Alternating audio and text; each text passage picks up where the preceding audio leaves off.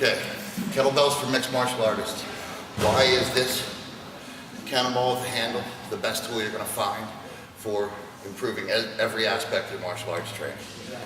The RKC system of strength is a system that was designed to support, to underlie, to synergize with hard-style martial arts. Combat karate, boxing, taekwondo, Muay Thai. Okay? Some of the most basic things we do in RKC are the most basic things involved in proper striking in all hard-style martial arts. This is more than just a conditioning tool. This is a way of teaching you about your body, teaching you about your art, and improving not just your wind, your strength, your flexibility, your endurance, but your understanding of what you're doing, the nervous system patterns that are actually what make you a fighter. Okay? So a few things about this that make it special for strikers. First, what we call the rack position. Okay? When we have two kettlebells here, we say that in kettlebells, as in boxing, there are no wrists. Okay? So what you'll notice is it's a strong activation of the forearm to keep the wrist straight and not let it bend. Right? The handle of the belt builds up a lot of hand strength as you continually grip it. Okay? Why that is important is for bare knuckle fighting, it's important that you strike with these two knuckles lined up, with your thumb tucked down, your wrist flat and tight. This allows the bones of the finger to line up with the bones of the forearm. The rack hold reinforces that. Something you see is very difficult for full contact fighters, especially in longer fights, professional boxing. Just keeping the hands up in a defensive position.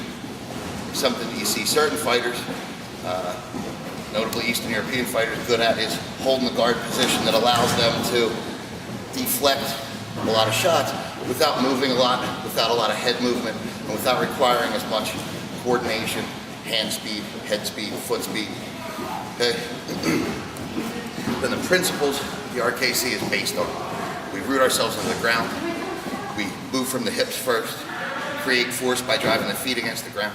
We preserve that force through what we call kinetic linkage, locking the body together, compressing the joints, so that the power generated from pushing into the ground comes out the hand.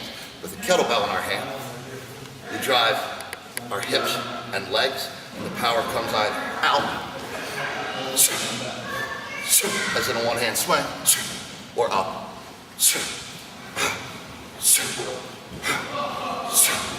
as in a snatch. Either way, the neurological pattern is the same as a strike. We contract forcibly to begin to move. The movement begins from our lower body. The rest of our body stays connected to transmit this force through. The arm is relaxed and finally delivers the force. So, we derive power from pressing on the ground. We move from our hips. We move explosively to the limits of our limb extension. We pack the shoulder. We use our breathing to both brace ourselves for a hit and concentrate our force in a strike. So for an MMA striker, a lead straight hand in a left lead, here, or in a right lead, or a step cross in a left, or in a right lead, are neurologically very similar. They're very well informed by the swing and the snatch by themselves. If we didn't do anything else but one and two hand swings and snatches, we would have a lot of progress towards making these punches explosive and what I call weaponizing. Making your hands strong enough, your wrists strong enough, your shoulders stable enough, your body upright enough, making you resistant to knockout, giving you the legs and the lungs to be able to keep moving around, okay, and continue to punch. A famous boxing coach once said, give me somebody who's 6 feet tall and 200 pounds, can move his feet, punch straight, he's a threat to any fighter in the world. Rack hold, we want upper arm resting on your rib cage, body upright, wrists flat, hands tight on the bell handle. Okay?